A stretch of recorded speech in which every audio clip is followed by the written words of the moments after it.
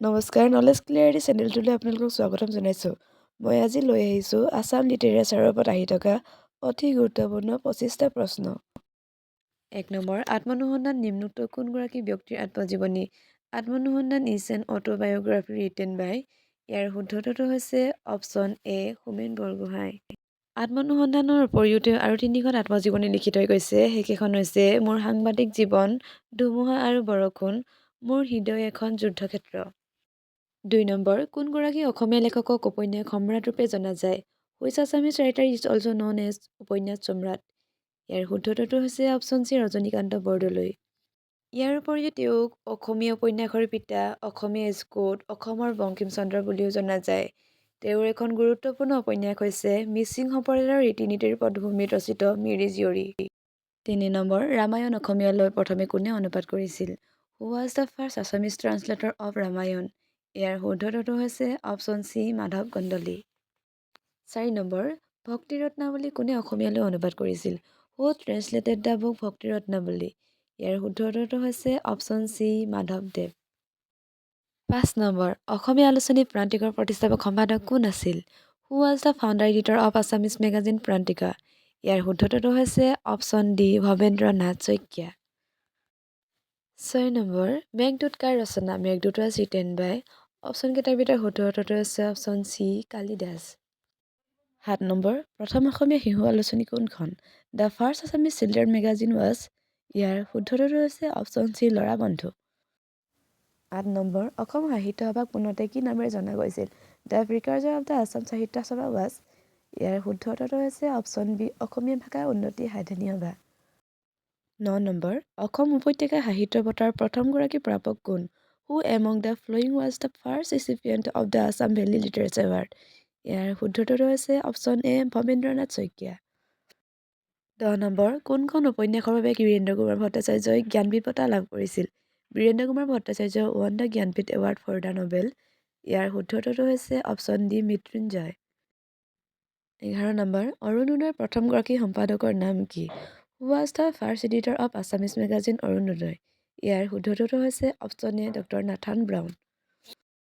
12 number, অভিযাত্ৰীৰ কোনগৰাকী নাৰীৰ জীৱনৰ আধাৰত ৰচিত?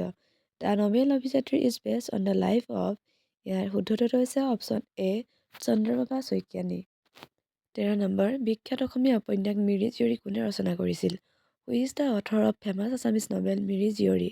ইয়াৰ শুদ্ধটোতো হৈছে option B Rajanikanta Bordoloi. 14 number, নামঘোষাত কিমানটা ঘোষা আছে? হাউ মেনি ঘোষাছ are there in the Namghosha?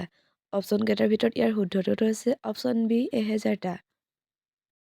15 number, শংকৰদেৱে অংকীয় নাট ৰচনাত কি ভাষাৰ প্ৰয়োগ কৰিছিল?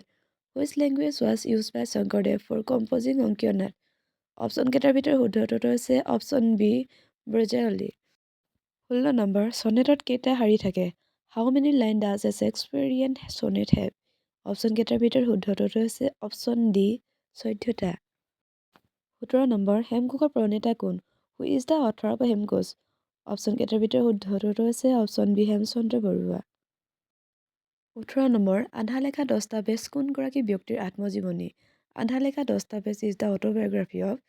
ইয়াৰ শুদ্ধটোতো হৈছে option C Mamoni Raisom Goswami. 19 number, নিম্নলিখিত কোনগৰাকী ব্যক্তি অসম সাহিত্য সভাৰ সভাপতি নাছিল? Which of the following was not a president of Assam Sahitya সভা? অপশ্যন কেইটাৰ ভিতৰত শুদ্ধটোতো হৈছে option D Bishnuprasad Rabha. 20 number, Lakshminath বেজবৰুৱাৰ কবিতা অ মোৰ আপোনাৰ দেশ প্ৰথমে ক'ত প্ৰকাশ পাইছিল? লক্ষ্মীনাথ বেজবৰুৱাছ পয়েম অ মোৰ আপোনাৰ দেশ ৱাজ ফাৰ্ষ্ট পাব্লিছড ইন।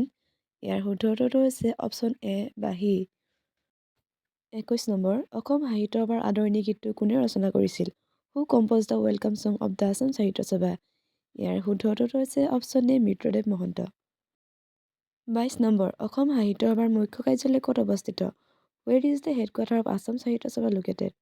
ইয়াৰ শুদ্ধটোতো হৈছে option C Jorhat. 23 number, Asam Sahitya সভাৰ লঘু বা প্ৰতীকটো কোনে আঁকিছিল? হু paint the logo or symbol of the Assam Sahitya Sabha? ইয়াৰ শুদ্ধটোতো হৈছে option B Jugal Das. 24 number, Sahitya Akademi যুৱ পুৰস্কাৰৰ বাবে বয়সৰ উচ্চ সীমা কিমান? What is the upper age limit for Sahitya Akademi youth awards? Option কেইটাৰ ভিতৰত শুদ্ধটোতো হৈছে অপশ্যন চি 35 বছৰ। 25 নম্বৰ কবৰ আৰু ফুলৰ লেখক কোন? Who is the author of কবৰ এণ্ড ফুল? অপশ্যন কেইটাৰ ভিতৰত শুদ্ধ উত্তৰটো হৈছে অপশ্যন বি বীৰেন্দ্ৰ কুমাৰ ভট্টাচাৰ্য।